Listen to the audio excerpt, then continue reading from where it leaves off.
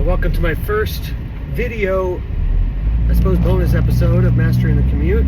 My name is Randy Keith, the freeway traffic expert. Today I am going unscripted because I have thoughts of the podcast constantly in my head and new topics and talking to people that are watching it. And so I figured I would just, first I was thinking of going live, but that's not possible yet on my page. So subscribe to my YouTube channel so that I can get enough subscribers and all that so that I can go live. But anyway, today I am on the road for 4 hours. I'm going to Buckshire, Georgia to do a dueling piano gig with a cool dude named Joe Jarka, who I met in Omaha, Nebraska when I was living in Kansas City. So that is my adventure today. I need to install a dash cam on this van. This is my work van, as opposed to the Kia that I've inherited from my wife, that I drive to my quote normal gig at Universal and all of my local stuff. So here are some ideas that I've had that I want to kind of supplement some of the existing episodes already from my regular commute to Universal. I talked about freeway personalities, I talked about phantom jams, and what I want to do is I want to take, I don't know how to describe it, not a time lapse, but I want to take all the different commutes. So let's say I've got 7 different days that I go to work, and it's the same way, but they're different days and they're different traffic patterns. So, you know, one day there was an accident on the transition road to get on 4. Another day it was completely empty. I want to kind of either superimpose or put on like a multi-screen of all the different cameras so you can actually see the freeway personalities in action.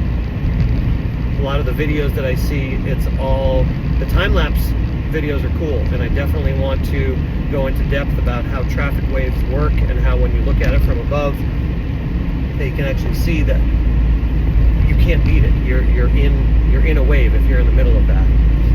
And there's plenty of videos I've seen like that, but I haven't seen anything yet that superimposes or compares different times. Now that was one of my original ideas for my book or the website when I started doing it 10-15 years ago. And maybe I'll superimpose some of the images that I was going to use of the LA maps, because before Google Maps and before Apple Maps, we had sigalert.com, and you can see even on these images that I captured about in 2013, I think, the dots are way far apart, and that's how it was when I would report the traffic before Google Maps, before Waze, before all the cell data, you know, compiled, when we had to just use the traffic data that the CHP Caltrans gave us, which was based on sensors, supposedly based on sensors under the freeway. And sometimes there was a 2-mile stretch that had 1 dot that represented what the speed was. So obviously the speeds that you can see on all of the map services now are much more accurate, even though I still argue they can never be 100% accurate, because traffic is ever flowing, ever changing, and no matter what the calculation is, that once you get there it could still change. So anyway, that's something that I'm working on. Including, I'm working on an episode where I want to get back to feedback that I've already had on the show, mostly from piano player friends. They drive a lot. My friend Harry told me about kind of a scary drive on the way back from his gig at like 1 in the morning. I'm very familiar with that, and I can understand how some people just, like he said, I won't drive that late anymore. I'll get a hotel if I'm driving after midnight. For me, I'm going to be driving at 3 a.m. tonight.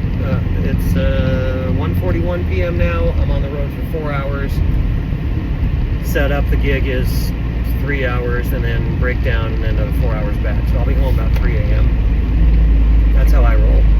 But I certainly understand how your anxiety may come into play on the road.